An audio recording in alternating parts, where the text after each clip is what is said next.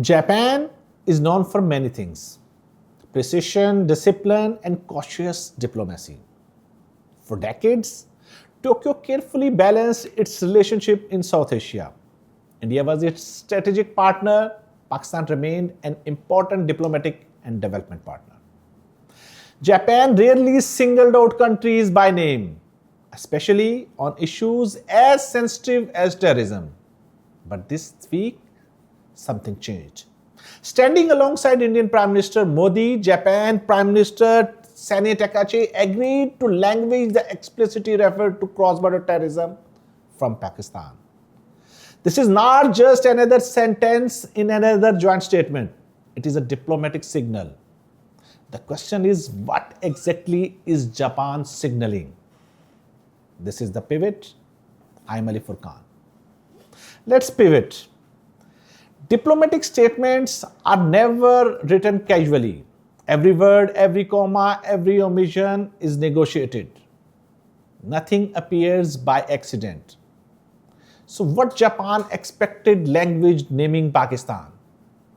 It reflected a deliberate diplomatic choice. The timing is equally important. India has been seeking strong international support following the recent regional tensions. And Japan has publicly echoed one of New Delhi's principal security concerns. But before concluding that, the statement is only about Pakistan. It is worth asking another question.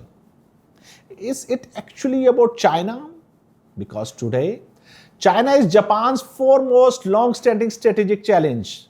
India has become central to Tokyo's Asia-Pacific strategy.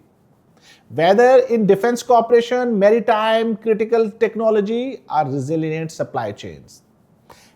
As strategic partnership deepens, diplomatic positions also begin to converge. In other words, the statement mentions Pakistan, but the larger geopolitical calculation may well revolve around China's growing influence. And that brings us to another reality of international politics. Diplomacy is never free. Joint statements are negotiated documents. India reaffirmed support for Japan's priorities, including the East China Sea, freedom of navigation, North Korea, economic security, and defense cooperation. Japan, in return, gave strong diplomatic backing to India's position on terrorism. That is how diplomacy works.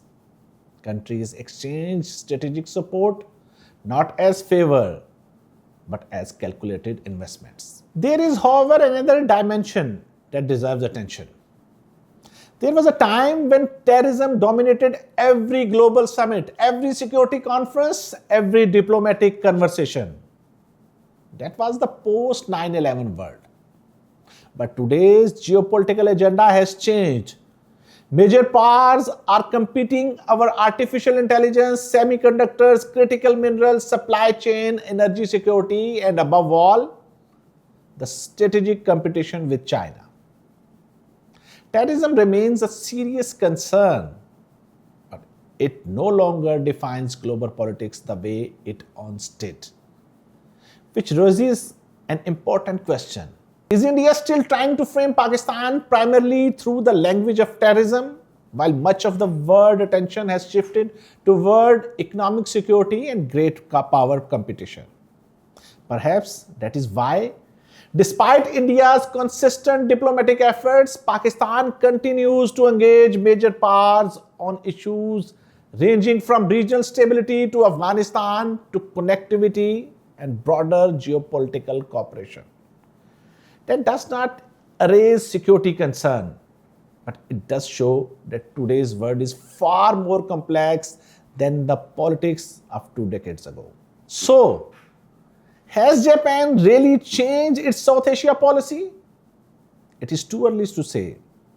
One joint statement by itself does not rewrite decades of foreign policy, but it can point towards a new direction. Japan has crossed a diplomatic line.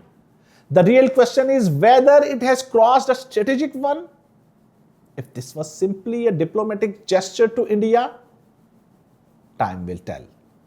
But if Tokyo has continuously rewriting its South Asia policy, Pakistan's diplomacy will need a response. Not tomorrow, but today. In Islamabad, attention will now turn to Foreign Office. Will it let this statement pass, or will it offer a considered diplomatic response? Because in geopolitics, silence can also become part of the message. This is The Pivot. I'm Ali Furqan. Thank you for watching.